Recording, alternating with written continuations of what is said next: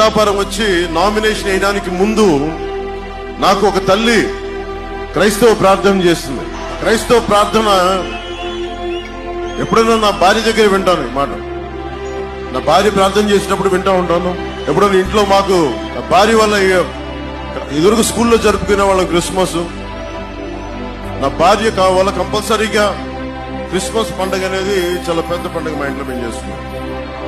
అలాంటిది ఈ రోజున తల్లి నా కోసం ఒకటే ప్రార్థన చేసింది, నువ్వు యెహోవా చేతిలో భూషణ కిరీటముగాను నీ దేవుని చేతిలో రాజకీయ మకుటముగాను ఉందువు.